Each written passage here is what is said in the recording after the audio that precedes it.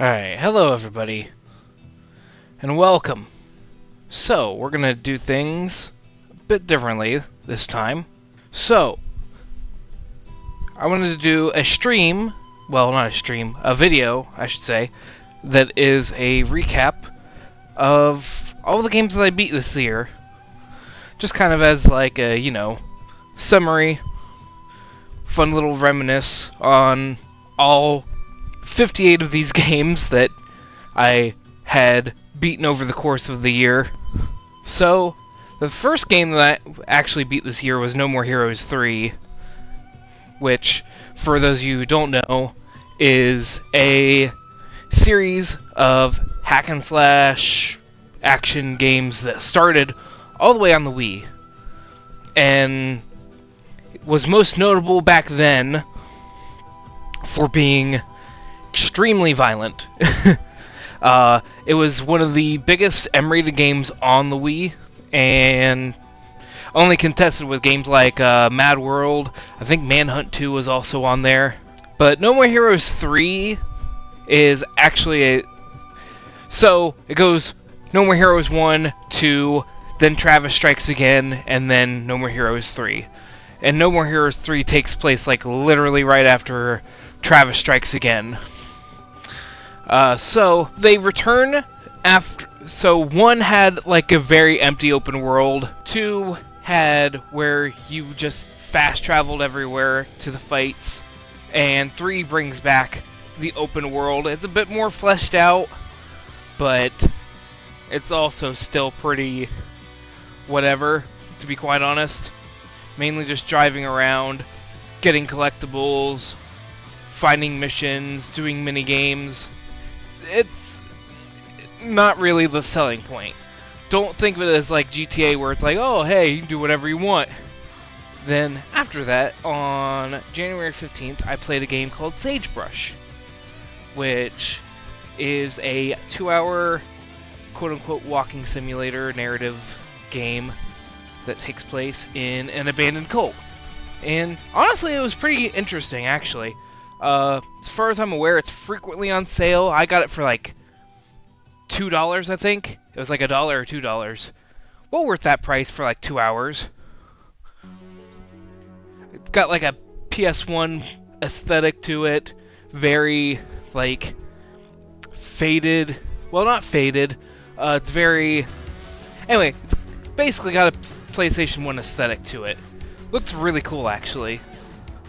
Anyway, yeah, it was pretty cool. Then, I finally got around to playing and beating Strike Vector EX, which, Strike Vector, was actually a Steam game, and EX is the console version. Came out on PS4. It's a first/third-person dogfighting kind of mech shooter, where they're less of mechs. They pilot less like mechs and closer to like planes or aircraft. Story is complete, honestly. Don't play it for the story, play it for the gameplay. Game seemed very multiplayer centric, but it seems that the servers are dead, and in fact, the version on Steam, Strike Vector, has been taken off Steam because the company closed down. They're actually a French studio. I want to say it was Mad Dog Studios or something like that. But then, after that, finally got to... So, these two... Well, actually these 3 right here I had for years, but I just never bothered getting around to them. But Strike Suit Zero Director's Cut was actually a Kickstarter game back when Kickstarter was first kind of booming and becoming a big thing. It is a space, first-person, third-person space dogfighting game. You know, like planes. But the twist is that after you build up a meter, you can turn into what is called the Strike Suit, which is a mech that, like, your firepower is essentially like doubled. Like you just become an absolute unit and can just blast these ships out of the sky. The story for this was actually better than Strike Vector, but still pretty like generally tropey. If I remember right, it had like there was like a prophecy, time travel-y, predestined sort of aspect to the story.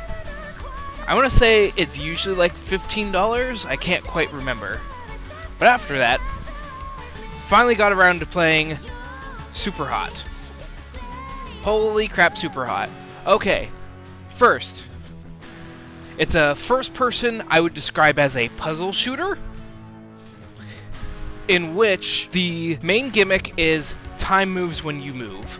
So, for example, if you stand still, an enemy fires at you, the bullets will go super slow past you. And then you can just kind of think of like, okay, how am I gonna dodge this? But if you fire your gun, then you're gonna be surrounded by a bunch of enemies. Like, you're put into a bunch of different scenarios where you can like throw a bottle, or you can throw a bat at a guy. All the weapons have a certain amount of durability, or if your weapon runs out of bullets, like let's say you're firing a pistol and it runs out of ammo, you can toss it at them and kill them that way. Or you can block bullets by doing that too. Super Hot is absolutely phenomenal. It's only a couple hours long, but there is also the Control Mind Delete DLC, which is like a roguelike mode. And there is the super absolute famous Super Hot VR, where if you are a person with a VR unit, like, play Super Hot VR. It is a staple. Alright, and then after that, on the 24th, I finally got around to playing Devil May Cry 1.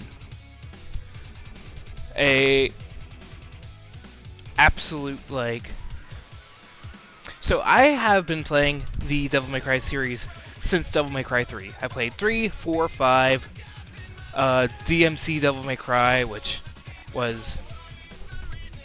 it was alright, not what we were looking for, but anyway, DMC 1 is I personally like the term stylish action. Some people say like spectacle fighter, some people say character action, hack and slash, stuff like that. I personally prefer to call it like stylish action because it ranks your performance depending on like the combos that you pull off, how varied your stuff is, if you're dodging.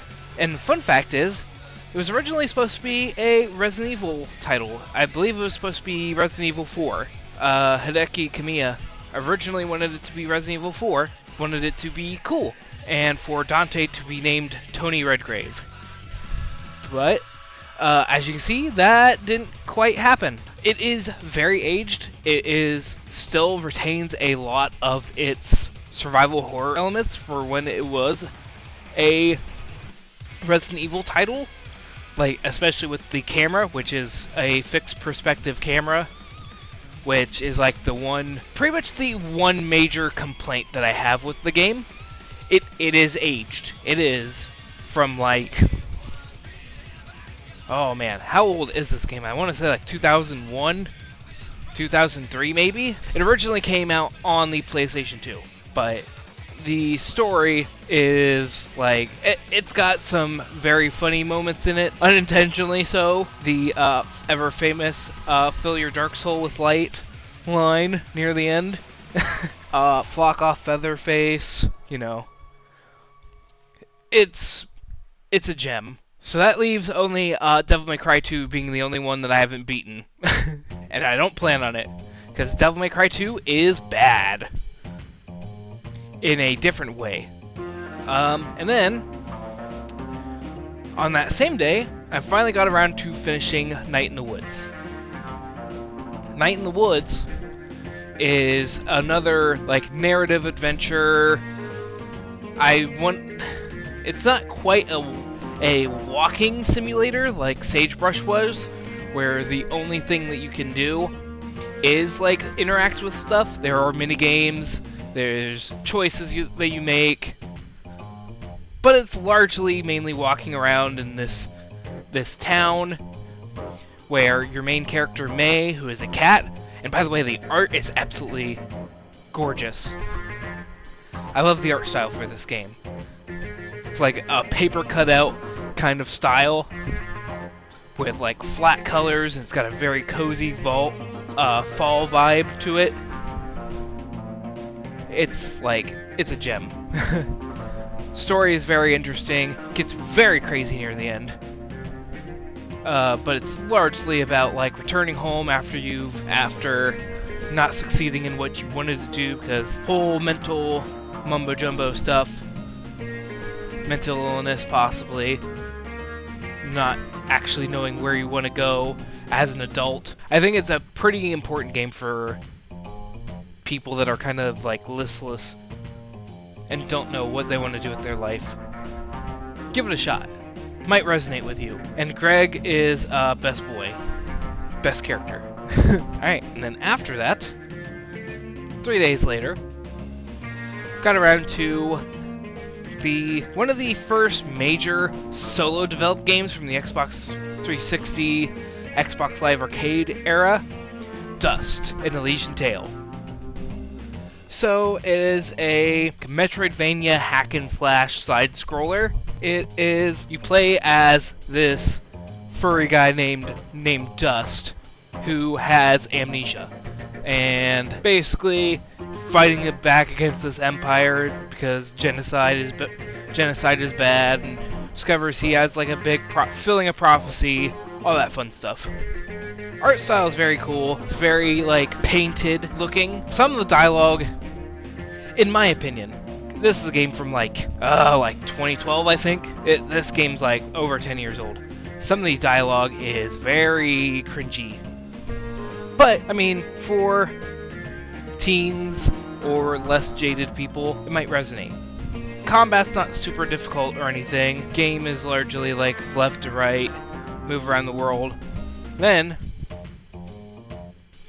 1st of February, finally beat Song of the Deep. For the longest time I had been holding off playing it. It is a 2D Metroidvania, and you're going to hear that term a lot. Metroidvania means it's like, typically, for those who do not know, Metroidvania refers to Metroid and Castlevania, which we will get to later, as you can see on this screen. Basically, huge open map, typically 2D, collecting power-ups that basically serve as keys to progress through certain areas and be able to explore even further. Song of the Deep takes place in like Ireland or Scotland. It's kind of got that vibe to it. You play as a girl whose fisherman father gets taken into he gets lost at sea, and she hops into the submarine that she makes and goes underwater to try to find him. This is also made by Insomniac, and one of the handful of games published by GameStop's publishing arm of Game Trust. And this is probably one of, if not the best game that they made under that, because I think that Game Trust was dissolved. Yeah, I didn't like this game that much. It was okay. It was fine. Very rudimentary. I didn't like the combat. It was okay. The story was pretty simple. Honestly, kind of predictable. But who knows? It's very pretty. Hand-drawn art style. Maybe you'll like it more. I personally wasn't that big on it. But anyway, after that, our first Castlevania game. Castlevania's Circle of the Moon. First of the Game Boy Advance trilogy, and the first on the Game Boy Advance to establish the Metroidvania style, rather than the Classicvania style. Now, for reference, all of the Game Boy Advance ones that I am going to mention here are all on the Castlevania Advance Collection, which is the best way to personally play Circle of the Moon, because it has a very dark color palette, and if you try to play it on the Game Boy Advance, one major complaint is that it is very hard to see, because the Game Boy Advance did not have a backlight. Play as Nathan Graves, and him and Hugh Morris and wait, not Hugh Morris. Morris. I can't remember the names, but they go to fight Dracula, stop him like all the Belmonts do. Hugh and Nathan fall down and have to work their way back up to fight Dracula again and help save Hugh's father, Morris. Combat is... the controls are pretty stiff, and the one thing that sucks about it is to run, because your character speed is very slow, so you're going to be running constantly.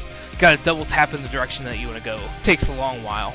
Well, your thumb, honestly, is going to get a workout. It is, it's got some cool bosses. It's got what is called the Dual Soul system, the DSS. The Dual Soul system.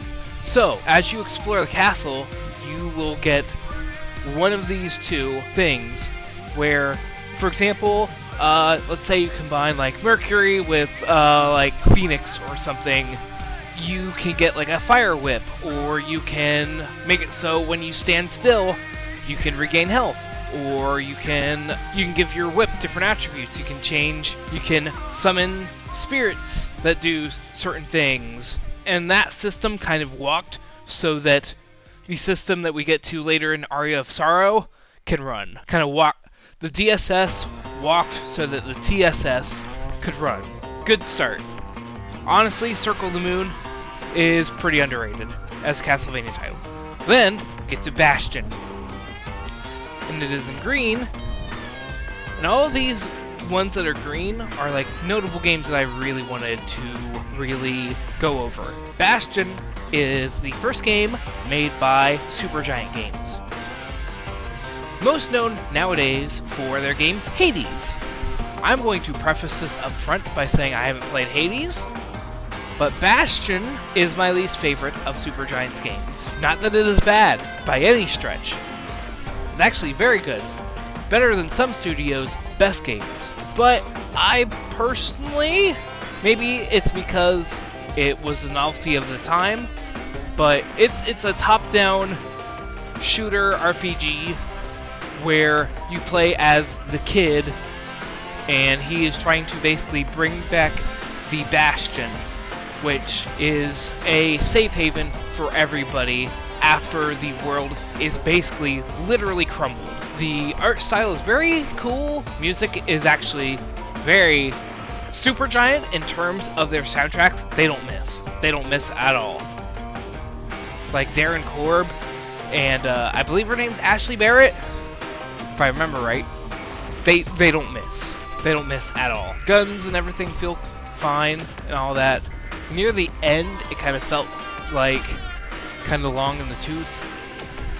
Like I could have wanted it to be shorter, even though the game's not too terribly long. Story is very interesting, and you can make the game easier or harder depending on how many boons that you take. Like, for example, one boon, you get additional experience every time that you get one of these. For each of these boons you equip, like let's say enemies explode upon dying, or take double damage, or weapons take like longer to reload, or enemies take half damage, stuff like that. Make the game harder if you wish, but you get more experience points to level up your gear. Personally, Transistor is currently my favorite. I know that's kind of a hot take, but I loved the world of Transistor. Pyre, I thought was absolutely like phenomenal. I'm one of the probably few people that played it. Pyre is a really cool take on sports game in disguise. It is a sports game with visual novel elements to it, but it is way more than that. I'm not doing it enough justice by claiming it as that. Seriously, play Pyre if you haven't. So after that, on the 15th, I played a game called Sable. Sable is a combatless exploration, chill vibes game. Soundtrack, absolutely phenomenal. Introduced me to an indie pop artist known as Japanese Breakfast. God, that soundtrack is so phenomenal. Ah, man. And the story is just about a girl who lives in a world where people wear masks, and these masks dictate what do you want to do with your life. Do you want to be like a hunter? Do you want to be a forager? Do you maybe want to wear one as like, hey, I'm an explorer and this is kind of something from the past? And the art style, oh my god, the art style. It is, it's got a lot of like pastel colors, and it's cel shaded in the most beautiful way. The choppy frame rate for the animations actually really help to sell it. It is not like a frame rate drop. It is purposefully skipping frames like that. Kind of like Spider-Man Into the Spider-Verse and movies of that kind of art style, where they purposefully make the frame rate a little choppier. Game has no combat. It is all exploration and doing tasks to get masks. And game can be as short as you want it to be. It can be either a couple hours or it can be a couple 100 hours. But basically, after you get a couple masks, you can be like, hey, I'm done. I know what I want to be, and go through the ceremony. It's actually a very nice game. I really enjoyed it.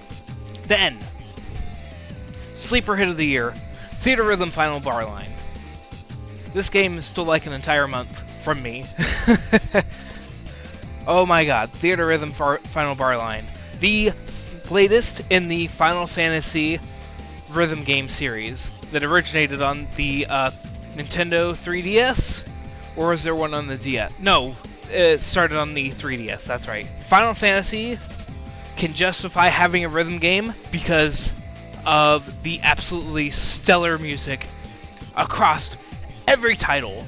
Honestly, every title in the franchise has at least like 2 or 3 songs that are worth listening to. And putting them in a rhythm game, this on disc alone, I think has 385 songs. And then they also have DLC, which brings it to over 500. And mainly, if you get the DLC, not only do you get Final Fantasy 16 tracks, which weren't on the disc, but the thing is, on disc, you get Final Fantasy 1 through 15, you get a couple songs from like Crystal Chronicles, Stranger of Paradise, you get some from Mystic Quest, the entirety of the Final Fantasy 13 trilogy, all of the Final Fantasy 7 compilation, including Remake, all of the expansions for Final Fantasy 14, and base Final Fantasy 14. And Final Fantasy 14 alone could have its own rhythm game.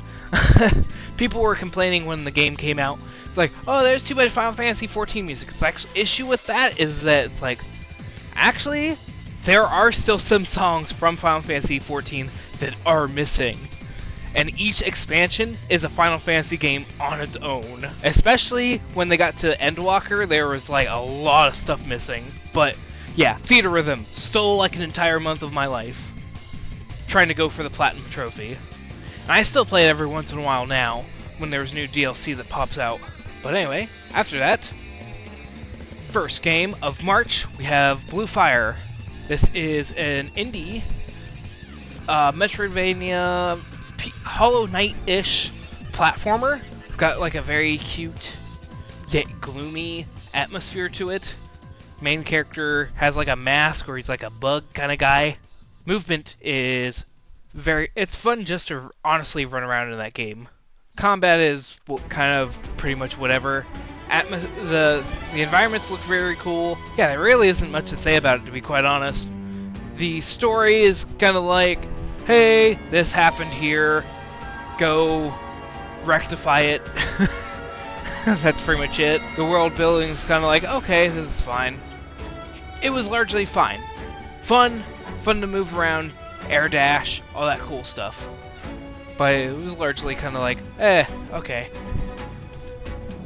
Alright, then we have, on the 9th, finally beat Bulletstorm Full Clip Edition.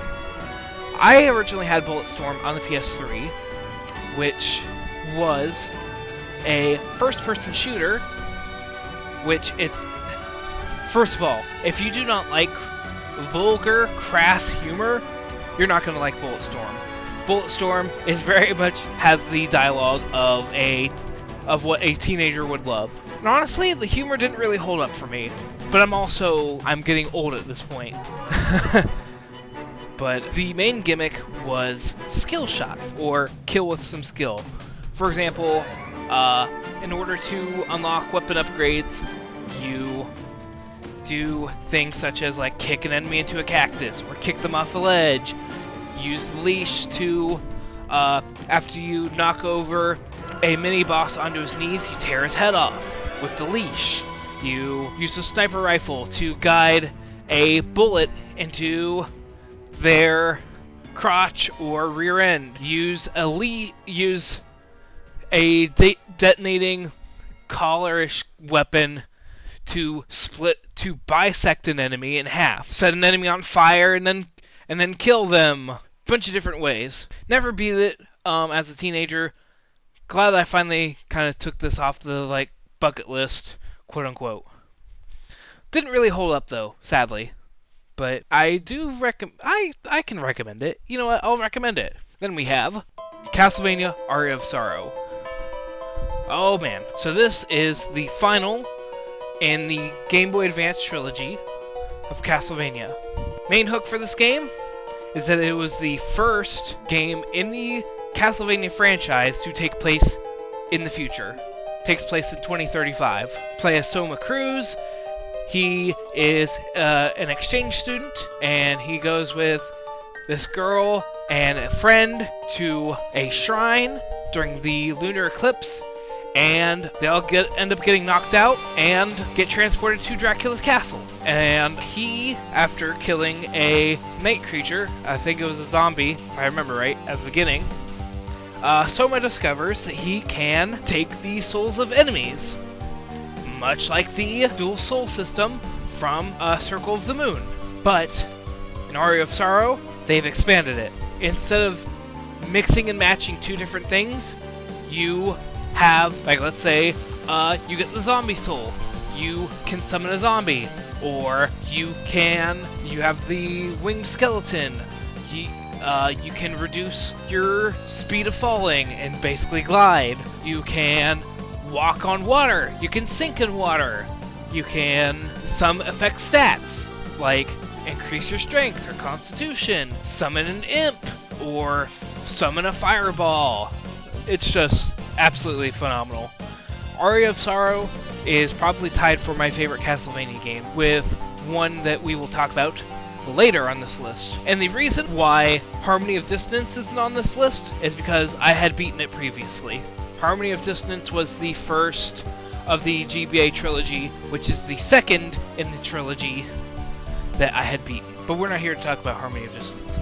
But on the March 14th, got around to finally playing Castlevania Symphony of the Night. First game in the franchise to establish the Metroidvania formula. Play as Alucard, who is the son of Dracula, and he is going in to fight his father and stop him. And it is a direct sequel to Castlevania Rondo of Blood, which is very hard. Haven't beat it yet, sorry.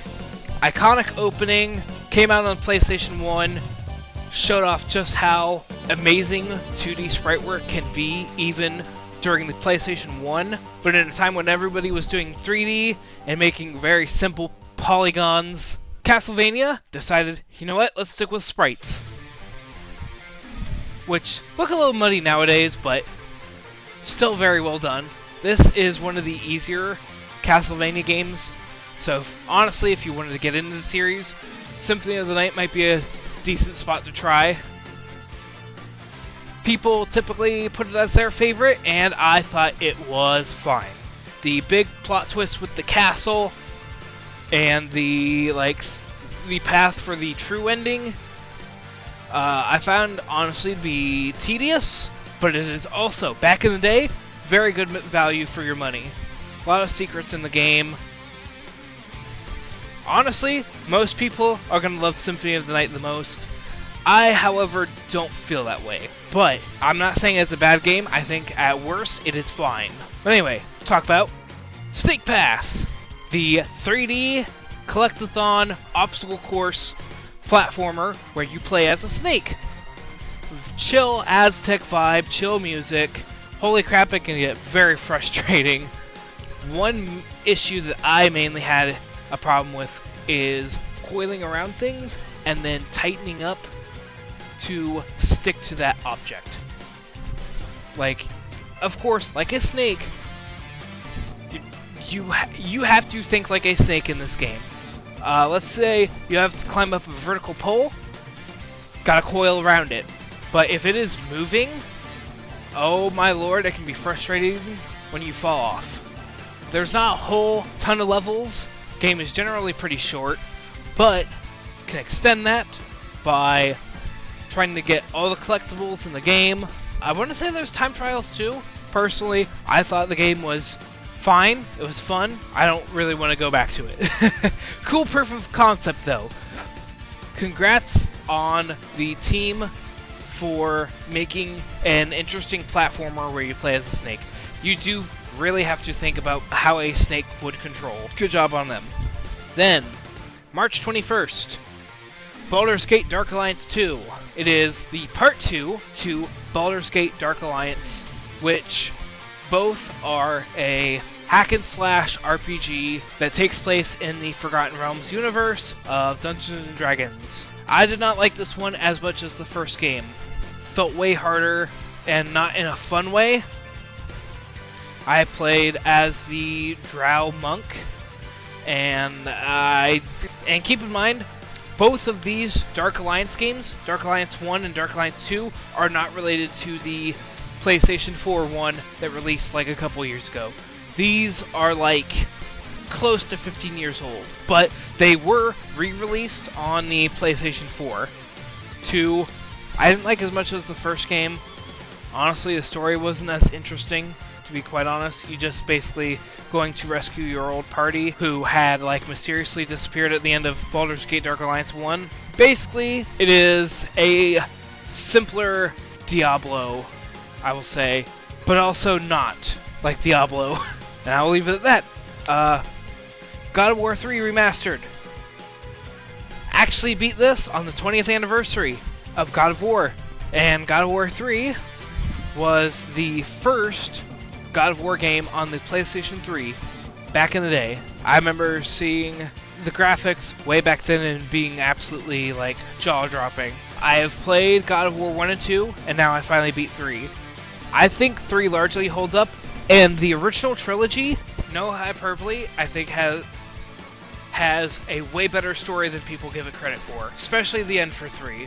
Like, the original trilogy is a perfect example of a Greek tragedy. Puzzles in 3 were fun, and there's especially one near the end of the game that had some really cool ideas to it, where you had to play with perspective. Combat, of course, in the early God of Wars, simple yet fun. Shoutouts to the Nemean Cestus and the Claws of Hades being the coolest weapons that you get. Boss fights were neat, especially the brutal way that you take out Helios. All of the boss fights are very brutal. It is not a game that you want to play in front of kids. But anyway, let's move on to Gungrave Gore. Honestly, most disappointing game that I probably played this year. It is a remake, reimagining, retelling of the original Gungrave that took place on the PlayStation 2. You play as Grave, who is big, mostly silent protagonist with glasses, big hulking guy. Mainly just uses two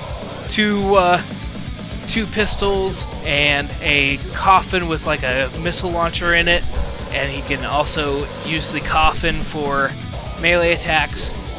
Honestly, the story is pretty hard to follow if you are not a fan of Gungrave, already. Like, if you don't already know what's going on, it can be pretty hard to follow. Voice acting was... oh man, it is not good.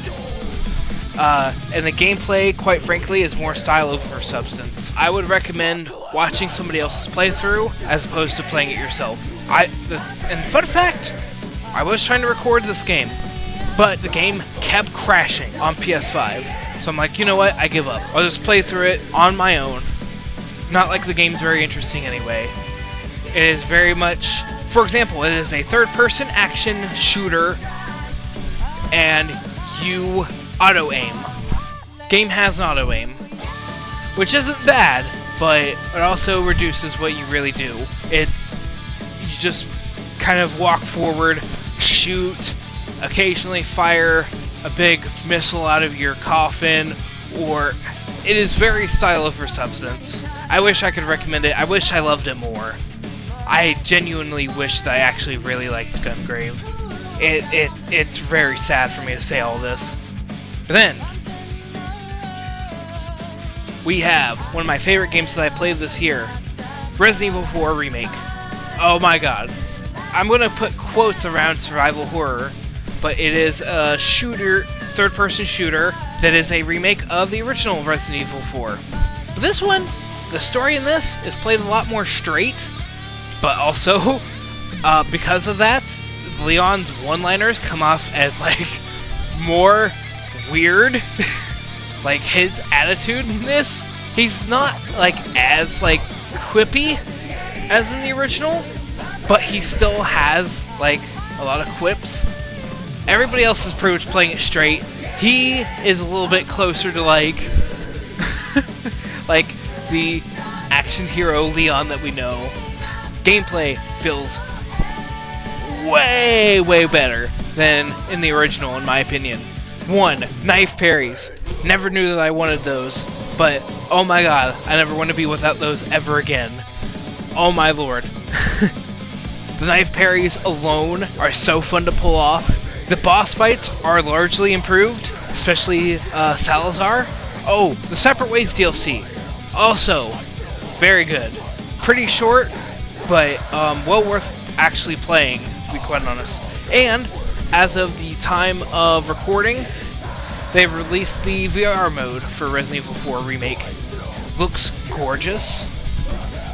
And, that's about all I can say. I personally prefer this version.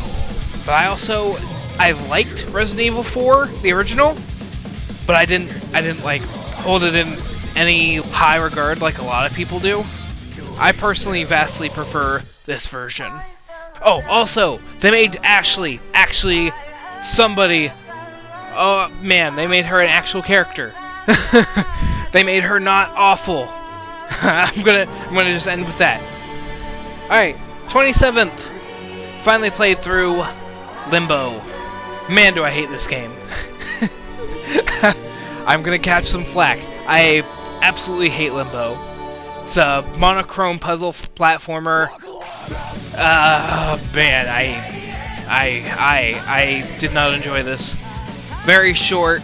Honestly, a story that felt pretty pretentious. Of like, oh, hey, we're not gonna tell you anything. You gotta interpret everything yourself. You're just a boy, like, passing through, like, hell or the afterlife or some sort of stuff like that.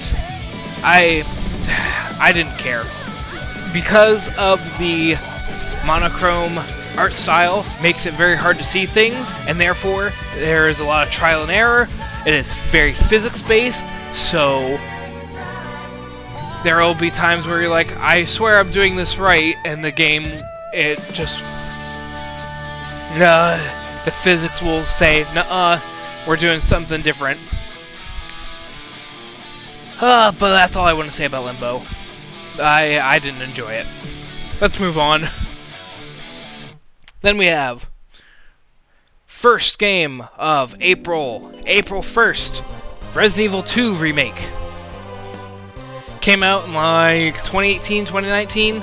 Remake of Resident Evil 2. This, unlike Resident Evil 4, was actually a survival horror game in the traditional sense. I've never played the original Resident Evil 2. People hold it in very high regard. just never did it. Man, Resident Evil 2 is very tense. Genuinely got some spooks out of me. Oh yeah, and Resident Evil 4 Remake was the first game that I uploaded to the channel. Watch that. And also watch the Resident Evil 2 Remake one. Mr. X, he was in the original, but he wasn't as prominent as he was in this. Great addition. Even though you can pretty easily, if you know what you're doing, maneuver around him. Gorgeous. Like, even after coming all the way from, like, 2018, still looks absolutely gorgeous. Like, the burger at the beginning is this absolutely disgusting, but absolutely delicious looking burger. Like, it is like the greasiest, ugliest looking burger, and I love it. It looks like just looking at it, you gain like 5 pounds. Man, the gore on the zombies. Oh man, they did such a great job with those. The designs for the zombies are incredible. The story was actually very interesting. And the fact that you can play as Leon and Claire, and they affect each other depending on what order that you play them in, is very cool. Man, Resident Evil 2 Remake, if you haven't played it yet, highly recommend it. And then we get to Resident Evil 3 Remake. Fun fact, it was originally supposed to be a DLC for 2, and it kind of shows. It's pretty dang short. You can beat it in like an afternoon. They cut out some stuff, like largely the clock tower segment, but they also included more stuff with Carlos, and there's parts where you actually play as him. They actually made the characters a lot more likable, from what I can tell, because I've never played the original Resident Evil 3 Nemesis, but I actually really liked all the characters in this one, except Nikolai, because of course you're supposed to despise him and hate his guts, because he is the main villain. Nemesis, there's a reason why they dropped Nemesis from the title for the new one, because he's not around as much. He's mainly just like a roadblock and some boss fights. That's disappointing for such like an absolutely amazing character design. More action-based than Resident Evil 2 Remake. For example, you have a dodge button, and it actually works this time. Unlike in the original 3. In the original version of 3, it felt like it barely worked for a lot of people. In this, you can fairly consistently pull it off. Yeah. It's a lot shorter than 2 Remake. It definitely shows that it was originally meant to be DLC. But they fleshed it out into its own thing. Unfortunate. It's still enjoyable though. Like, I wouldn't say that I hated it. It was like, yeah, this is fine. This is okay. Alright, next, we have the sequel to Castlevania Aria of Sorrow, and the first Castlevania game on the DS, Castlevania Dawn of Sorrow. Oh man, this would be my favorite in the franchise if it weren't for 2 complaints that I have with it. One, man, the magic seal system is the worst idea that they've ever had. So every time you unlock a door, you need one of like 4 magic seals, and you draw on the DS to make that seal. And you do that at the end of a boss fight too. But if you draw it wrong, boss comes back, and your health stays the same. And with how it would read my inputs, for example, in the fight with Death, I would beat him. I memorized like the heck out of his patterns and everything, but he would win the war of attrition because the magic seal wouldn't register when I would draw it on the touchpad. Absolutely awful. Doesn't add anything. But the DS was made for these specific Castlevania, Metroidvania titles, because you can have the map on one screen and your stats, and you can have gameplay on the other. You don't have to keep flipping through to the pause screen every time that you want to look at the map. Oh my lord, that is the best innovation. DS is the perfect console for Castlevania games. Music's phenomenal. Story is actually very dark. But my next major complaint, the art style changed. They did not want to use Ayami Kojima's art style for this one to expand, because Castlevania traditionally has not done that well in Japan. It is an American and European sales series. They wanted to appeal more to Japan, so they're like, hey, let's go with a generic anime art style. It betrays the frankly quite dark story in the game. This game gets very dark. Human sacrificing for demonic power, Soma trying to keep himself from being used for a dark ritual because of the events of what happens at the end of Aria of Sorrow, which I'm not going to spoil. The villains are okay. They're just trying to resurrect Dracula and take him over and use his dark power. Castle design's cool, but man, that magic seal system, it destroys this game for me. Takes it from being probably would be my favorite to one of my least favorites. And that really sucks. But on April 12th, finally got around to playing Remnant from the Ashes. It is a looter shooter third-person game by Gunfire Games and published by Perfect World. If you wanted a D&D-esque shooter in terms of systems, this is the game. Every time you play, it'll spin up it'll generate seeds of each world for you, and it'll place different bosses. You'll have one mini boss and one world boss per area, and you'll get different gear depending on which one that you kill in a playthrough. And the bosses are actually very cool. Maybe easy, but Singe, for example, is a fire dragon, but also doesn't look like a normal dragon. I think it's one of the coolest designs that they've in the game. I think it's straight up iconic.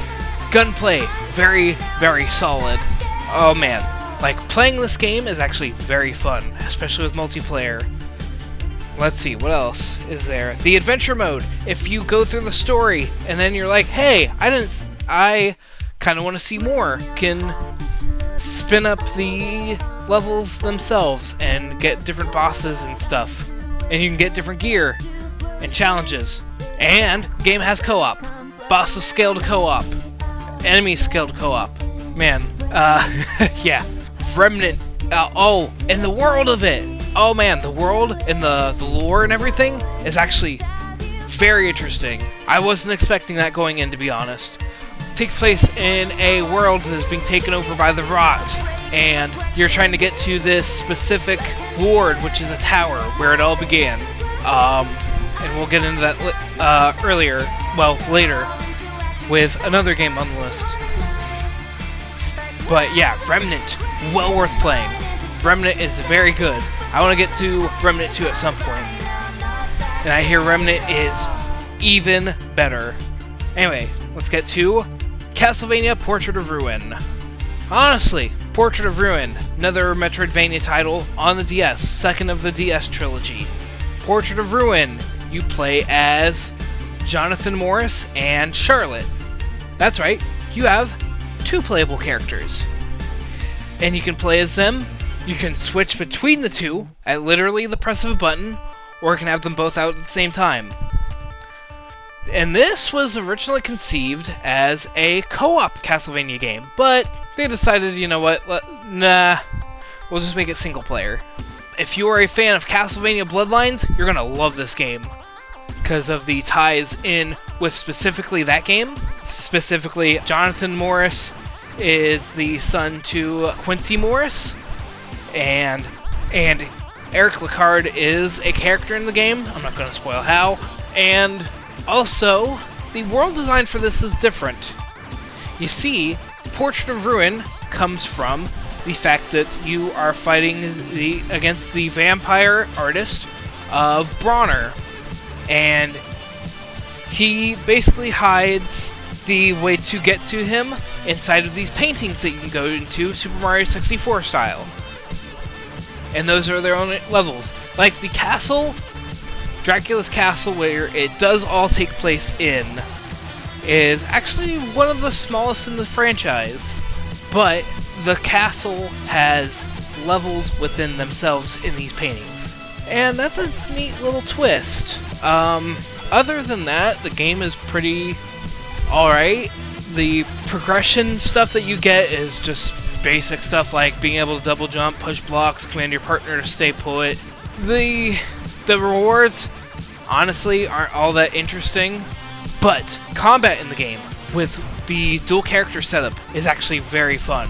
Like, you have Jonathan, who is like the martial duelist of the two. He is your weapons expert, and then you have Charlotte, who's your spellcaster. Oh man, they are both so fun to play as. They're pretty likable too. And it also continues the kind of generic anime art style, which I think works better for Portrait of Ruin than it does Dawn of Sorrow. Anyway, yeah, Portrait of Ruin is pretty good. It's pretty good. Honestly, largely a little forgettable, but I mean, I wouldn't say it's bad by any stretch. Worst thing is, it kind of been there, done that. Still worth playing though, honestly. Then, Fuga Melodies of Steel. Beat on the 21st. Have you ever wanted to cry during a tutorial? That is like the major hook for Fuga Melodies of Steel. Oh man. This is like, this and the sequel, which is also on here, are like my sleeper hits of the year. Like, these are some of my favorite games that I played this year. Basically, it is a visual novel-ish turn-based RPG with intervals of like time and resource management. Oh man, the combat is so good. The combat is actually very, very cool. It's a turn-based RPG combat where it's just like select, attack, skill, defend, items, but each of your spots for characters has 2 spots. You have one supporter and you have one gunner, and the characters have different aspects. Like, one might be the cannon user, one might be on the grenade launcher, one might be on the machine guns. They all play differently into combat and how they fit on the timeline, which if you knock off all of the enemy's icons, you can knock them back and delay their turn, and potentially even kill enemies before they have a chance to attack you. And then there is the soul cannon. Man, after the tutorial, never wanted to use that soul cannon ever. It is devastating, their reaction, because the price of the soul cannon is one of the kids that you play as. And it is absolutely heartbreaking when you end up sacrificing one of them. The character's reactions to it. And the story is largely of all of these cute puppy and kitty children, basically in it is basically France, the French countryside, fighting against what is essentially the German army to get their family back in this giant tank that they have to live in, and picking up friends along the way. Oh man, it's phenomenal. Man, this game did not sell super well, but man, I try to spread love for this game as much as I possibly can. Play Fuga Melodies of Steel 1 and 2. I can't recommend them highly enough. But anyway, after that, 25th of April, played through all of Chronos Before the Ashes. It is the prequel to Remnant from the Ashes. This takes place in that specific ward that you are trying to get to in Remnant. This came out before Remnant, and it shows. This game was originally meant to be a VR title where you are kind of hovered away from the character. Man. This game is not great. For one, there's no guns in the game. This one is generic fantasy. Not even fantasy. It's like, well, some of the levels are fantasy-ish. But, man, this game was largely, like, fine. Fine to bad. Combat felt very sluggish. The world was not as interesting as it was in Remnant. Graphically, it's pretty... Oh, also, every time you die, the game advances your character's age by a year, and your stats kind of change their growth depending on how old you get, which is neat, but it's okay. Like, every time your character gets knocked out, they just come back a year later, and it's largely the same. Levels aren't all that interesting. Let me just say, maybe watch a playthrough of this instead of playing it, and then play Remnant. Then, we have, on the 26th, we have Strider. Strider was a 2014 digital exclusive by Capcom. Remake of Strider from the NES. Play as the Cyber Ninja Strider. And this is another Metroidvania-esque kind of side-scrolling action game. This game is fun. This game is very fun. If you like hard bosses, you like characters that are fun to play as, if you really, really hate your thumb by slashing so much and the button dictating, like, how fat, like, every time you press that button, a slash will come out. It matches your speed. If you want your thumbs to be absolutely destroyed, play Strider. It's pretty short. It's like 4 hours, I think. Nice little arcadey romp through a futuristic setting, and Strider is an awesome character. Anyway, speaking of short games, we have Zone of the Enders, the second runner. Man, this game is a mecha classic.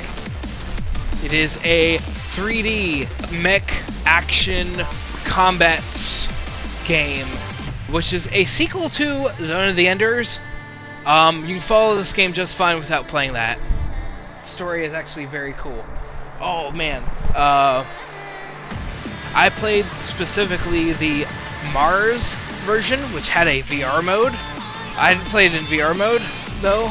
I played it just normally, like you would back in the day. One, the cel-shaded art for this. Oh my god, it holds up.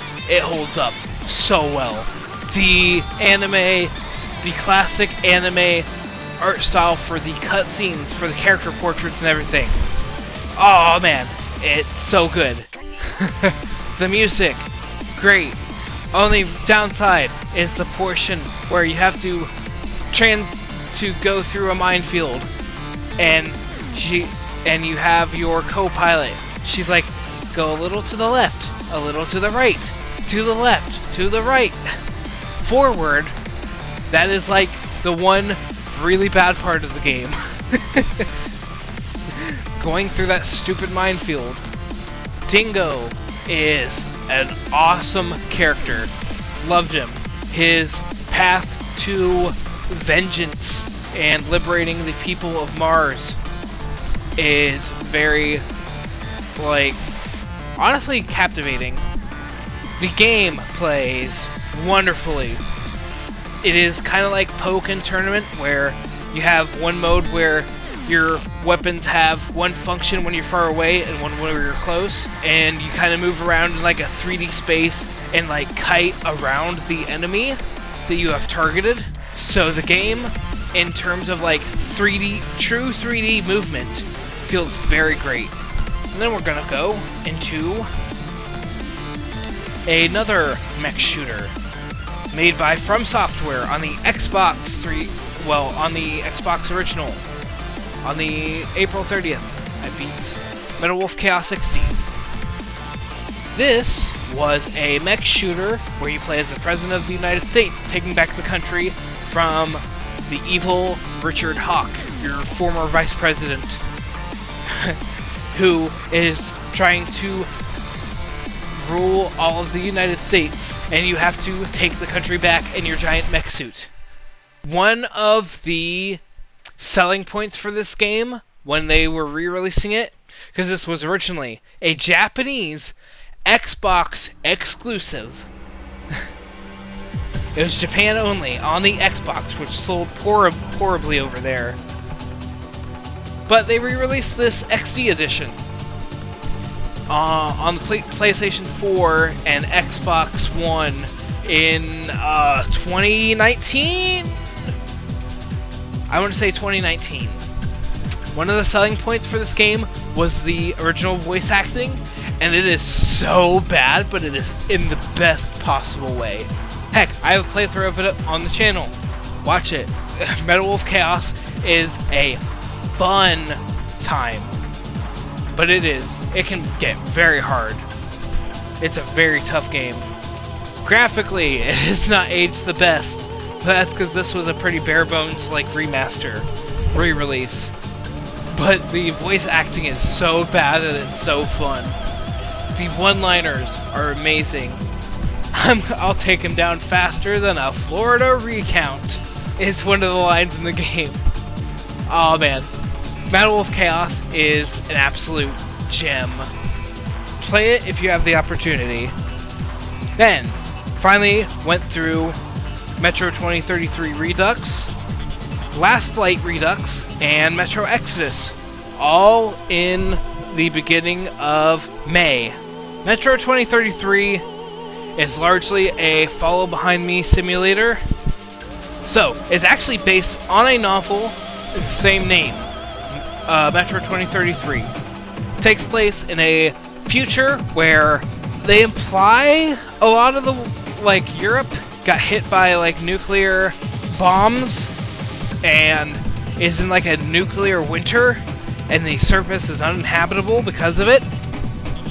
Well, it's not even a nuclear winter, it's just, like, horribly irradiated on the surface.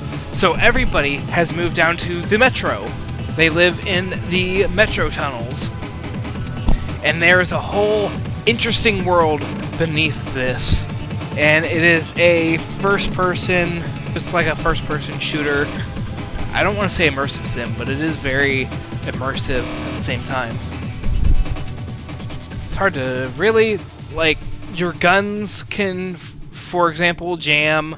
You get some bullets as currency. That's what they use in this world. You have your normal bullets, and then you have your military-grade bullets. Military-grade bullets pack harder of a punch, but it's also your money. So, if you don't have enough of that, you can get stuck and not be able to buy stuff. The world of the Metro is, like, amazingly fleshed out. And by the way, for all three of these games, I have them up on the YouTube channel.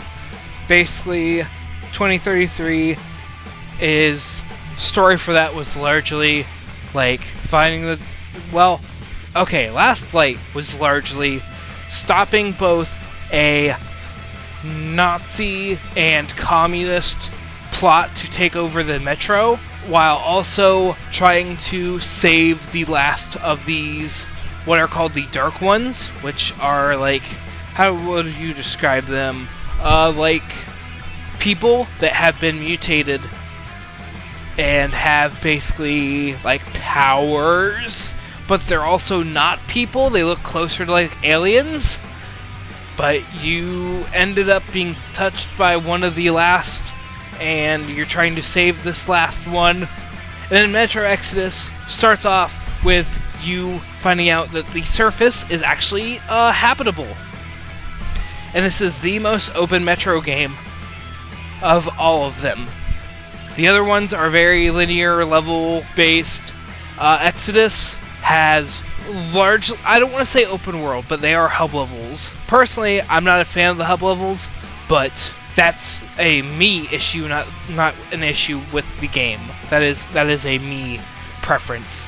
I prefer more structured levels than hub worlds. But I didn't really care much about these stories in the first two, but the story for Exodus, oh my god, I actually really cared about these characters by the end. I actually cried near the end. That's how much I cared for the story in this game. Definitely give it a go. Concrete Genie. It was a PlayStation 4 platformer, collectathon game where you play as a boy who draws in his sketchbook all the time, and he paints on these walls to make these creatures come to life, and he gets bullied a lot. This game was fine. Unfortunately, Pixel Opus, the people that made it, are gone now. That studio is gone. It was a second-party studio under Sony, and they recently dissolved them. The little genie guys were cool. The mechanic of like drawing and making these scenes on the walls was cute and everything. Near the end of the game, though, the game adds combat, and man, just didn't need combat, honestly. Just didn't need it. The story is fine. The game's okay. Look it up. Anyway, yeah, that's Concrete Genie in a nutshell. Then we have what is tied for my favorite Castlevania title, Order of Ecclesia. So, this is also technically a Metroidvania title, but it is closer to the classic Castlevania games in that a lot of the levels are pretty simple hallways for the most part. You play as Shinoa, who is a witch, part of the Order of Ecclesia. She is given this rune called Dominus, so she is told by Master Barlow, the leader of the Order, that her co-worker friend Albus had tried to take Dominus for himself after not getting... He was supposed to get Dominus, but instead she got it, and he steals a piece of Dominus, runs off, and has supposedly stolen her emotions and her memories. So she has to go and stop Albus. And let me just say, the ending of this Castlevania game, I never thought I'd say it, but a Castlevania game made me cry. Never thought that'd happen. Ever. But the ending is so emotional and so, like, bittersweet that, oh man, that last frame. Man. If you know, you know. So, the game has... So, Shinoa doesn't use weapons conventionally. She has runes which can summon weapons, and each of these runes takes up MP that rapidly refills. To translate it another way, you basically have a stamina bar. That is the best way to think of this MP meter. It is a Dark Souls-esque stamina meter. First of all, this game is very hard. This is like one of the harder... This is the hardest of the Metroidvania games that I've played. And as you can see, I've played like a good portion of them. I think now I've actually played all of them, come to think of it. But anyway, levels are largely not very big, but they're... So, the main thing with this game is the combat, which each of the weapons and spells that you get consists of like 3 types, which I consider like slashing, thrusting, and blunt. That's your like melee skills, your melee weapons, and then there is your spells. And all the creatures in the game have elemental and physical vulnerabilities, and you have to exploit them with your weapons.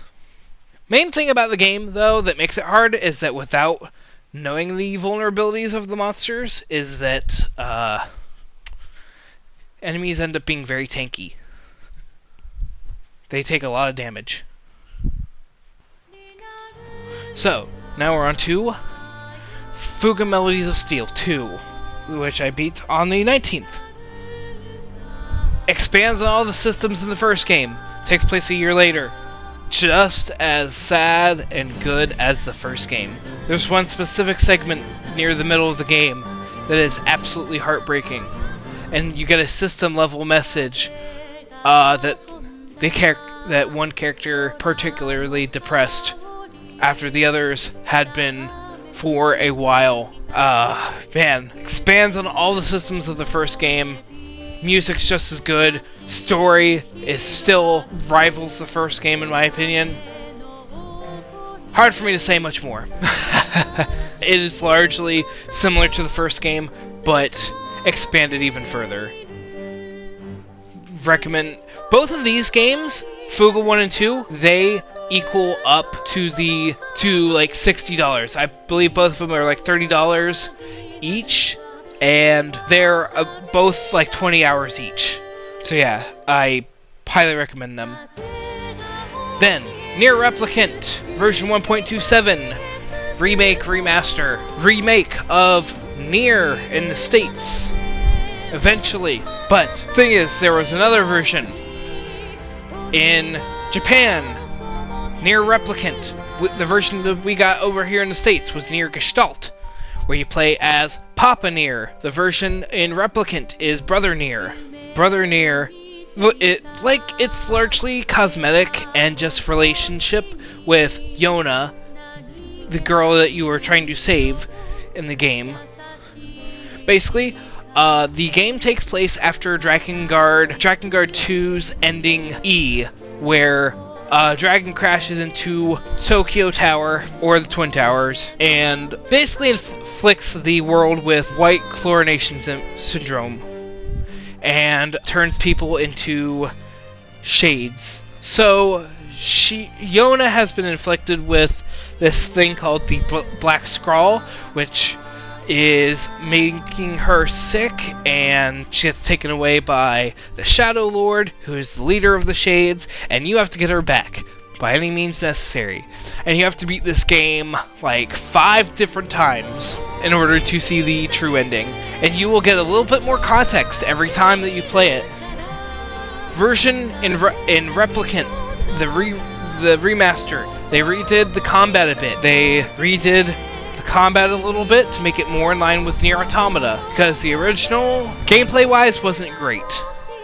Graphically, game looks pretty alright in the 1.27 version.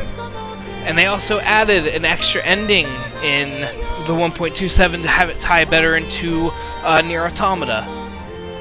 The music for Nier, it's legendary. It's legendary. I'll put it like that. Look up Snow in Summer. Look up Grandma. Kaine's theme. Oh my god. Shadow Lord is... The music alone is like reason enough to look into this game. But anyway, let's move on. Final Fantasy 16. Beat on July 1st. Oh yeah, that's right. And Nier Replicant took all of June. Well, actually, no. I'm wrong. It took most of May and went into June. Final Fantasy 16 took all the rest of June, and I beat it on July 1st. Oh, Final Fantasy 16. A lot of people do not like it. People seem to like it fine. I love it. I love Final Fantasy 16. I love the change to DMC-style combat, spectacle fighter, or character action, stylish action combat. I love that Final Fantasy went in this direction. It's made by the same development team behind 14, and it shows. Masayoshi Soken knocks the soundtrack out of the park. Dude never misses. Never misses. Never misses. Ever. 16 has like some of my favorite tracks in the entire franchise. Boss fights are, oh man, some of the coolest things you will ever witness with your eyeballs. The story is so absolutely amazing. In the beginning, you play as Clive Rossfield, who is a dominant, which means he can use magic in this world. This is a world where not everyone can use magic innately, and these people are basically treated like slaves, but he is a member of nobility, and so is his brother Joshua, who is the dominant of Phoenix. And I'm going to say this, starts off the adventure looking for his brother's killer. And I will leave the story at that, and it turns into something way different. Way different. Oh man. 16 is... I don't think it is my favorite, but it's at least in like the top 5. Oh man. Final Fantasy 16 is so good. People rightfully complain that the game's too easy, but I think the reason they did that is because they figured a lot of Final Fantasy fans might not have played any character action games, so they're like, you know what, we'll make this on the easier end. Final Fantasy 16 is absolutely phenomenal. Oh, the world. Oh man. Oh, an active time lore. At the press of a button, you can bring up a menu that brings up like context for a character or this area or something that needs to become a thing. That is like one of the best story features in an RPG that has ever existed. Adds so much context, unlike with Final Fantasy 13 or 15, where you had so much supplementary material, like the data logs in 13. If you could literally press a button mid cutscene to be like, okay, I need to review what this term means. I don't know what a fallacy is. That would have made 13 way more bearable for people. 16, oh my god. if they ever remake 13, they need to implement this active time lore feature. That alone is like the single greatest system that Square Enix has contributed to the table. Adds so much world building and character depth in this one press of a button. The combat feels amazing. Absolutely amazing. Oh my god. Although, yes, for people that are experienced in these kinds of games, it is on the easy end. But you basically Mega Manning all of the bosses and getting new powers along the way, all of them adds greater abilities at your disposal, to some being downright broken near the end. But, man, Final Fantasy 16. If you have a PlayStation 5, or at the time that you're watching this, it's on PC, play it. Play it. Just play it. Play it. Alright.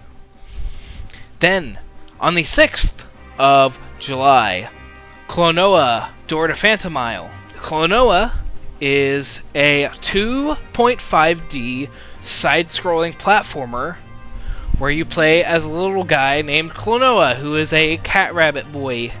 First game, you have a little buddy named Hupo, who is a little raindrop buddy. And man, first of all, that ending is very sad all of a sudden at the end. Gameplay is like just stage progression, and the main gimmick is that you can take enemies and you can throw them. You can throw them up, you can throw them down. Honestly, what you see of Klonoa is what you get. Klonoa 2 expands largely on the story. It is a lot more moody than the first game. By the way that I played both of these was the Fantasy Reverie series bundle. That is, I personally played it on PlayStation 4, and it is also available on, I want to say Steam. I know for a fact it is on Switch. Yeah, Klonoa is a beloved little classic, cult classic series, and I see why now. Yeah, that's pretty much all I have to say about those two. Then we have the next game in green, Exoprimal. Y'all are sleeping on this. This is so it's an online-only third-person shooter where you play as exosuits, which are basically Iron Man suits, each with different personalities and abilities that they can do, versus dinosaurs. Yeah, and not just like 5 or 10 dinosaurs. No, there are some objectives where they will summon like 1,000 raptors. This game is very fun. I'm still playing it now, even though I have the platinum trophy for it. I'm still playing it during the events. So people from the outside looking in will think it is a free-to-play game, and it is not. You can buy costumes, but there is no loot boxes. Okay, I can't really technically say that. There is technically a loot box system, but you cannot buy them. You only can get those through leveling up your player level, and you also unlock all of the costumes and cosmetics and everything in-game strictly through in-game currency. The only thing that you need to buy is the game itself is currently like $60. It is $60, and there is also costumes that you can buy for a set amount of money. They are not in loot boxes. They are straight up like, hey, these are advertised on the store. You can buy them. You do not buy power. There is a battle pass that is on. You can't buy levels through it. You cannot buy levels through it. You just pay $10 for the pass and you go through it and you get cosmetics. Honestly, this game is pretty friendly, all things considered, when it comes to the monetization. And the gameplay is also very fun. The story, which you unlock as you play more matches. It is in this data map, and it's a game of like time travel and different versions of characters and an AI that is making a lot of dinosaurs. It's a bonkers story. It's a fun time. For those of you who have been put off by Exoprimal thinking, oh, it's a free to play game with a $60 price tag, I'm not gonna play it. No. Don't worry. It's not nearly as bad as you may think it is. In terms of that. This is not an Overwatch or Diablo situation. Those games are quite frankly awful when it comes to monetization. Then, alright, so, August 7th, We Love Katamari Reroll and Royal Reverie. We Love Katamari is the sequel to Katamari Damacy, part of the Katamari Damacy franchise, where you play as the prince and you roll around a ball called a Katamari. And as you pick up things that are smaller than yourself, they stick to the ball, and you either... It is I call it an action puzzler. It is an action puzzle game where you try to get... most of the objectives are making your Katamari a certain size within a time limit.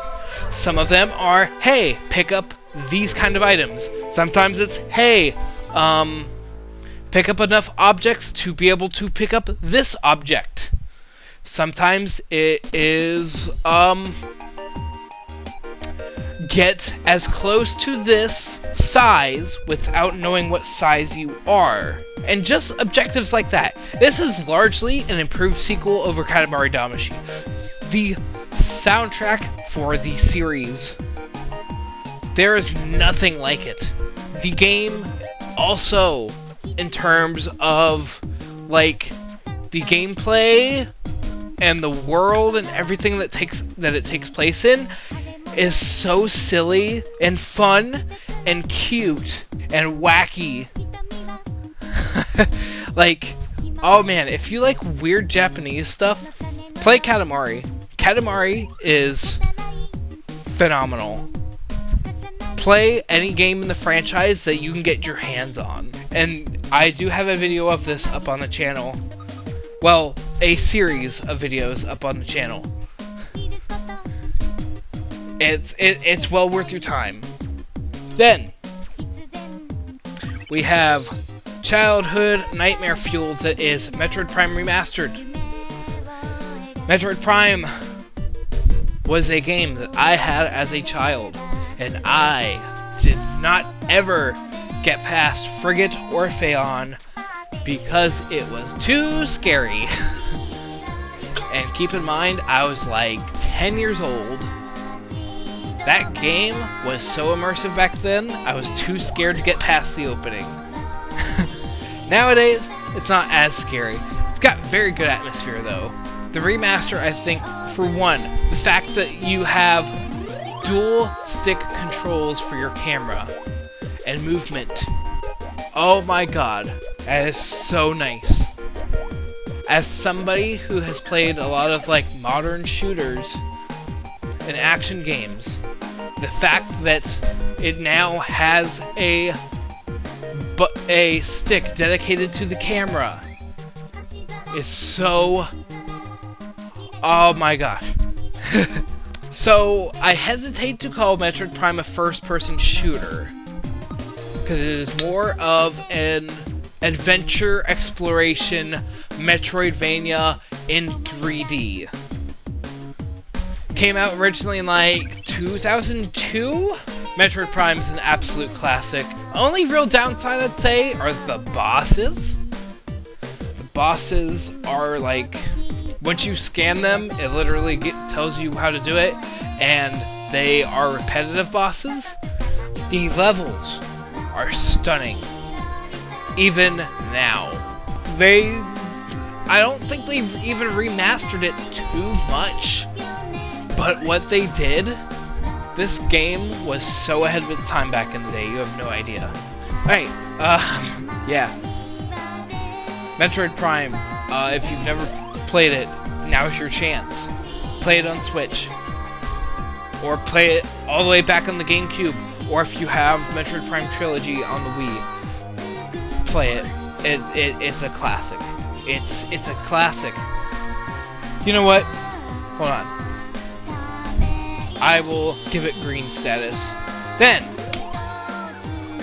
in September, played through Thunder Ray. Do you like Punch-Out? You wish Punch-Out was a little bit more weird? Play Thunder Ray. Takes like maybe 2 or 3 hours, depending on how good you are. And if you're not familiar, Thunder Ray / Punch-Out is a puzzle boxing game where all of the enemies have certain patterns, and you are stood in place. You can dodge left, dodge right, block, or duck in order to counter enemy hits and then retaliate. That is the main gameplay hook. Thunder Ray is a good successor. The main character, Thunder Ray, is very well done and well drawn. Graphically, the hand-drawn art is stunning. It's stellar. Animations are fun. The gore is very, very, very, very fun, too. Like, it's not super gory, but it is very bloody. Fights are largely pretty fun. if you've got like 2 or 3 hours and like $15 that you just want to kind of just throw at a very small indie team, Thunder Ray is pretty good. I have a full playthrough of it on the channel. Then, Game of the Year candidate, Armored Core 6 Fires of Rubicon. Long return for the Armored Core franchise. For those of you who don't know, last Armored Core game was Armored Core Verdict Day, which came out on the PlayStation 3 like over a decade ago. Armored Core is a third-person mech, third-person shooter action game. I would use action game instead. It is not quite like I wouldn't call it mecha Dark Souls. It's not quite that. But the world of Rubicon is like a dystopian nightmare, and I love it. The fact that none of the characters you ever actually see a human body except literally in a picture is very fun, and yet you grow super attached to some of these characters. You basically play as 621, who is a mercenary who is sent to Rubicon, which is it basically has fantasy gasoline on it, and so therefore we must aid to the highest bidder of who wants this fantasy gasoline. But then we learn the fantasy gasoline is not exactly what we think it is. That is a way of putting it. And things get a little bit more weird. This game plays like a dream. It is, and then the customization might not be like as like expansive, but they hit the important pieces of the customization pie, I would say. Like, it has less parts, but there is a lot of variety within those parts. Game is stunning. The music, bosses. Oh man, the bosses. The bosses are a pain in the neck, but they all have their own specific weaknesses that you have to customize or otherwise be like super duper good to beat. Oh man, potential game of the year. But I don't want to award like a game of the year because I played so many good games this year. Way too many. Alright. October 1st. I beat the Little Nightmares duology that we currently have. Little Nightmares is a series of 3D horror platformers. First one, you play as a little yellow-coated girl named Six, who is in this ship called the Maw with these absolutely ugly, disgusting, horrible monstrosities of what can only be assumed as people. And they are just absolutely ravenous and awful. Like, there's like a janitor character that is blind, but he has super duper long limbs. And he is absolutely terrifying. There's like a fat chef who is terrifying as well. But you're basically just trying to make your way out of this ship called the Maw. And Little Nightmares 2 is actually a prequel. You play as Mono, who's a little bag-headed boy, who eventually you learn has a power of his own, and is basically trying to escape through this city. Along with, you meet very early in the beginning, you meet Six. These games are not like they are very creepy, and there are moments where I legit was like spooked, which you will see if you watch the either series. They're spooky, they're graphically very interesting. There's a teacher in the second one who has like a snake neck, and it is both goofy and terrifying at the same time. Mainly goofy because of the face, but it's also creepy too. It's very interesting. The games play fine and all that. They're both short enough to where I beat both of them in a day. Both are very short. You can beat both within 8 hours. But I think each one is like 4 hours each. Alright. Now let's move on to Until Dawn. I believe the first game by Supermassive Games. This studio basically makes third-person cinematic narrative games where choices matter. Think David Cage, but not awful.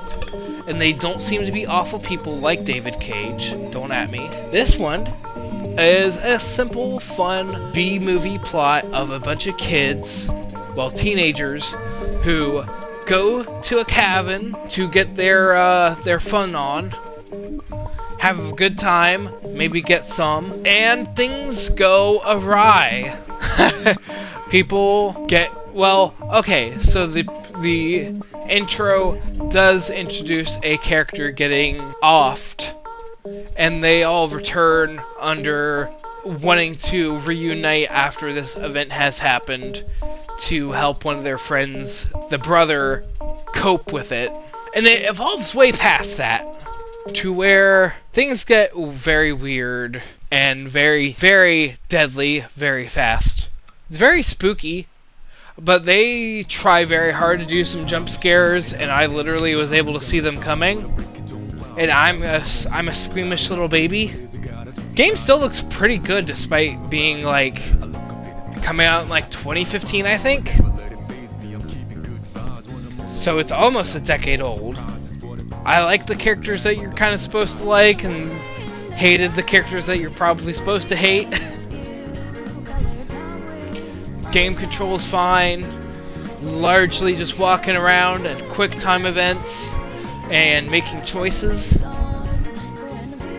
So honestly, if you have a horror buff like family member who doesn't really play video games, show them Until Dawn. They might be into it.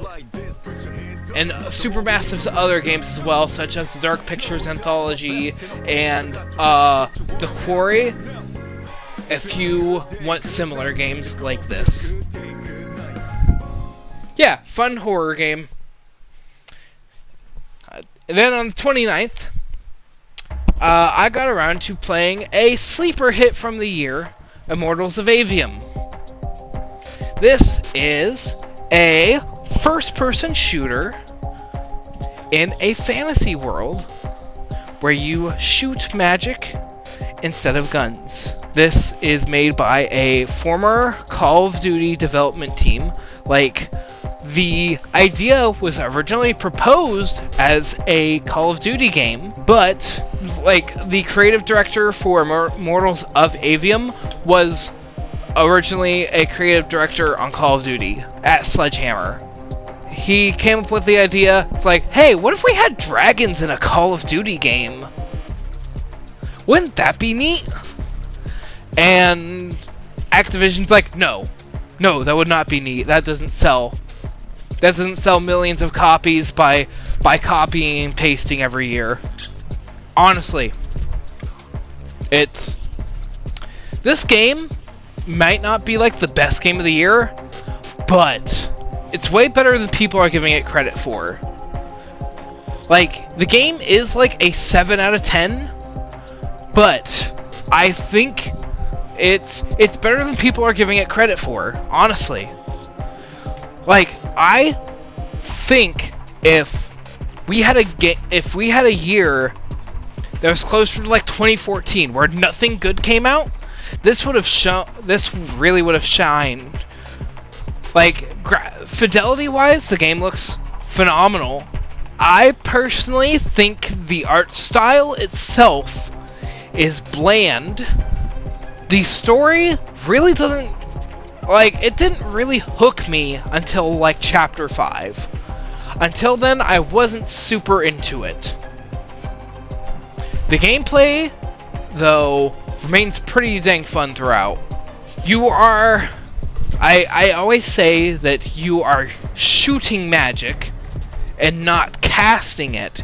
You're not casting it, and you're certainly not committing magic. You are shooting magic. Like, your blue magic is essentially like a pistol or semi-automatic, like a semi-automatic rifle.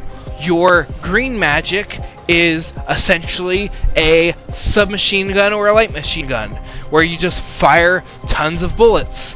And your red magic is essentially like a shotgun or like a grenade launcher.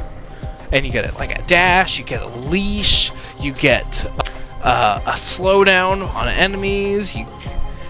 Honestly, the gameplay is pretty cool. I recommend at least watching my series on the channel, because of course.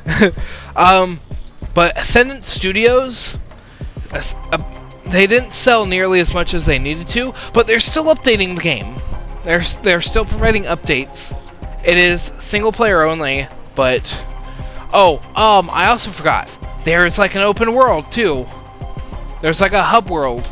The levels are pretty expansive, and as you unlock more abilities, you can explore more of the world and do these like battle gates. These glaive gates. Yeah, I think at worst, look into it when it goes on sale.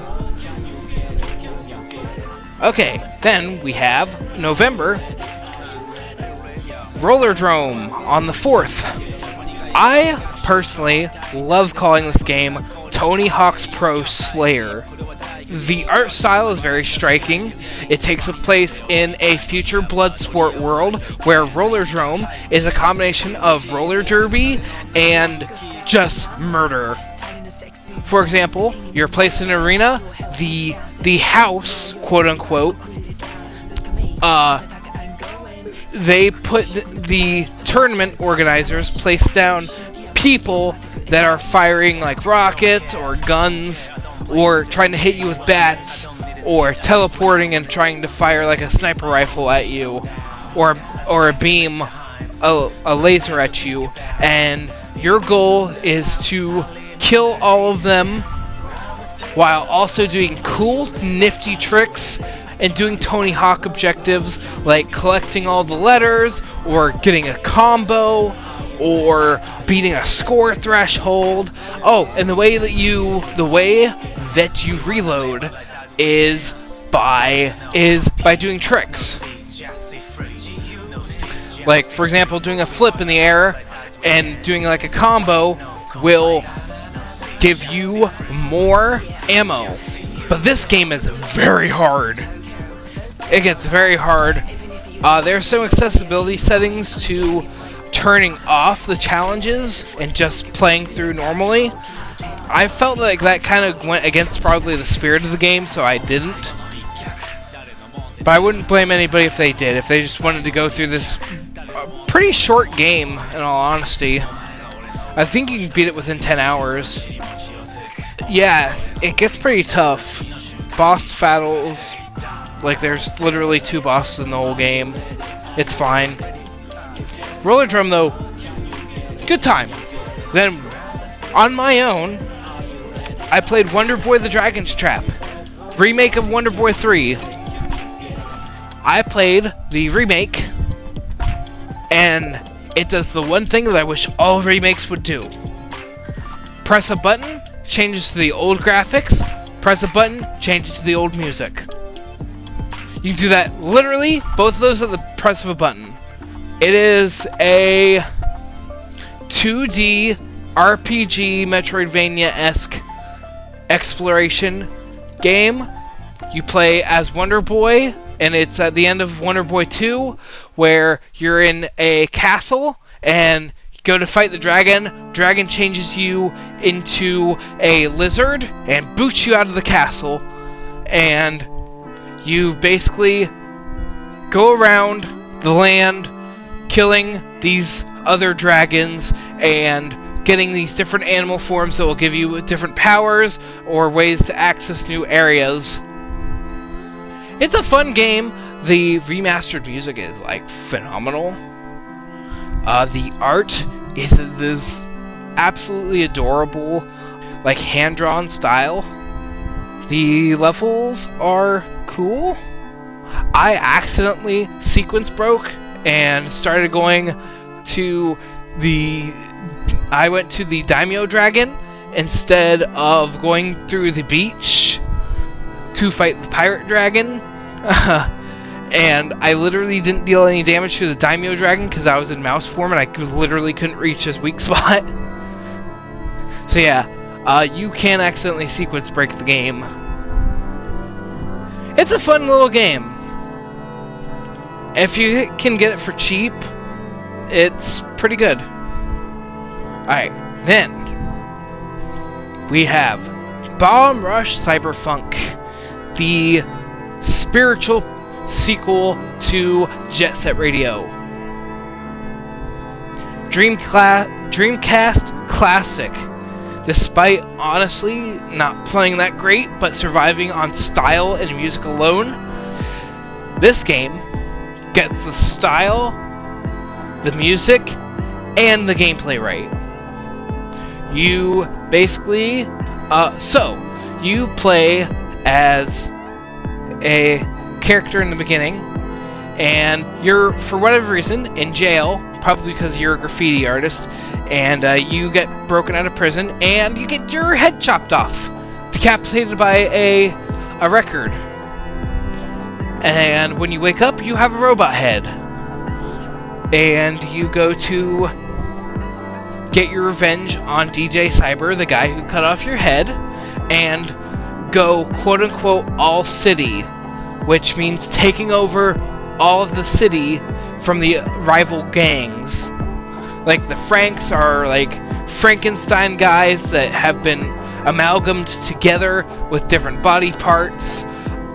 Eclipse are ladies that are obsessed with astrology. .exe are other fellow robots. And you have DJ Cyber's group, Futurism, which are like cyberpunk obsessed people. Soundtrack is largely phenomenal. There are some songs I'm not a big fan of. The art, oh man, does cel shaded right. Characters are very well drawn. Let's see, what are some complaints? One major level that I did not enjoy was Pyramid Island. I did not like the rail-based structure of it. It was very hard to navigate and know where I was going. There was one portion where it was hard to tell how I was supposed to get to the objective. Story is way better than it had any right to be, considering like the game that I was taking inspiration from. Gameplay's great. Just skateboarding or roller skating or biking and doing tricks, graffitiing stuff to keep up your combos and all that. Man, check out the channel for a playthrough. Then we have little indie game Pizza Possum. Pizza Possum is a top-down stealth action game where you play as a little possum buddy who he just wants to eat. But these dogs are trying to stop him from eating the ruler's pizza at the top of the stage.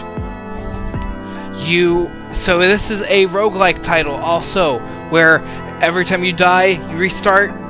Well, every time you're caught, you restart.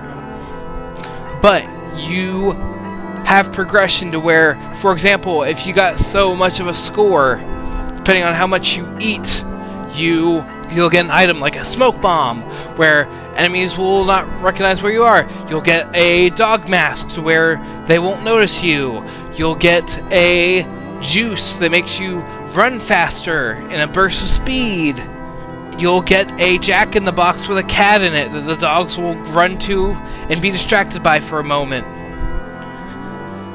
And the objective is to eat the pizza from the ruler 3 times. You get the crown 3 times. You get the crown each time you eat the entire pizza.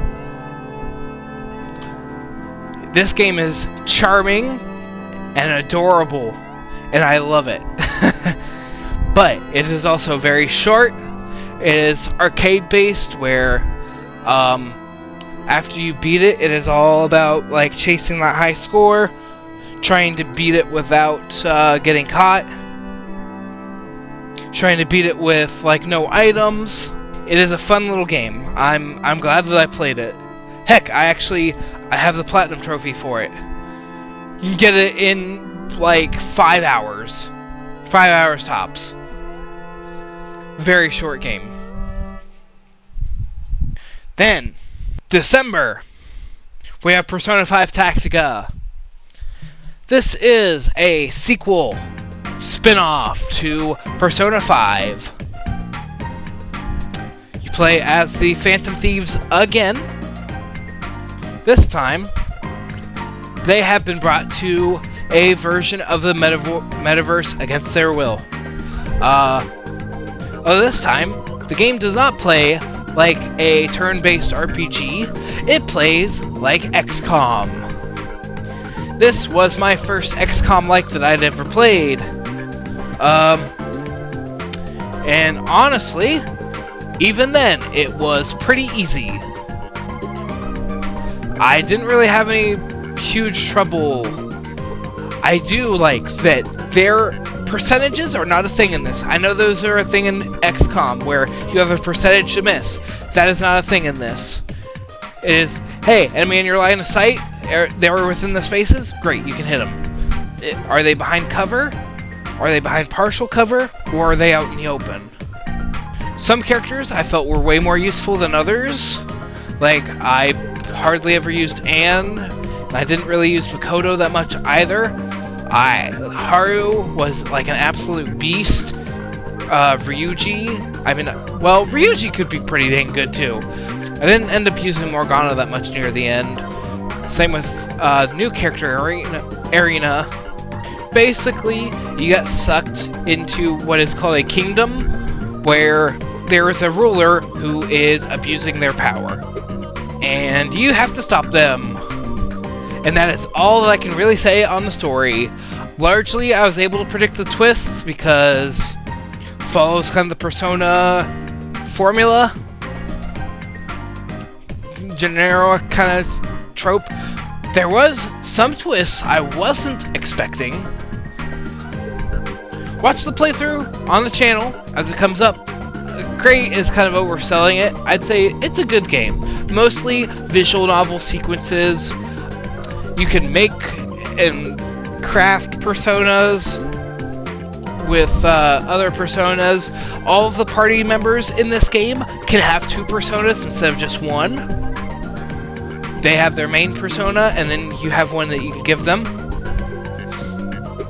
The one more system and triple threats or all-out attacks make it pretty easy. Not gonna lie. Yeah, the music wasn't as good as Persona 5 original. It was like some music stood out, and then others are just like whatever. The art style, they're like cute chibi versions. That works. No complaints. I will say I agree with one video that I saw where a person said, yeah, this game feels rushed. It's like, yeah, I can see that. I don't really know why it was rushed. Last game that we've beaten this year, Custom Mech Wars. Played it as a recommendation, made by D3 Publisher, the same people behind the Earth Defense Force franchise, published by Bandai Namco. It is a third-person mech-based shooter with highly customizable mechs. Good luck being able to customize though, because you gotta do a lot of grinding to get parts. Story is very B-movie, kind of whatever. Gameplay is largely just kill the robots. It's fine. Game honestly kind of looks like Duty. It looks like a PlayStation 2 game. PlayStation 2, early PlayStation 3 game. Yeah.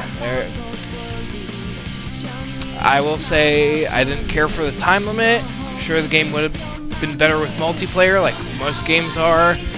Because if you're playing with your friends, then of course anything's going to be fun. If not, then get new friends. Yeah. So yeah, that is going to be the end of this year in review.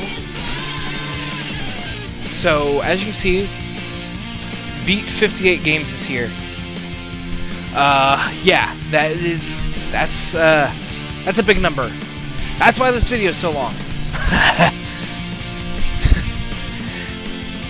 So yeah, we'll see if we can match that this year. Probably not, but 2024, we're gonna play more games, new games, interesting games. We're gonna, you know, try to become better and just, you know, help me grow the channel. Like, comment, subscribe, all that fun stuff. If you like what I'm doing here,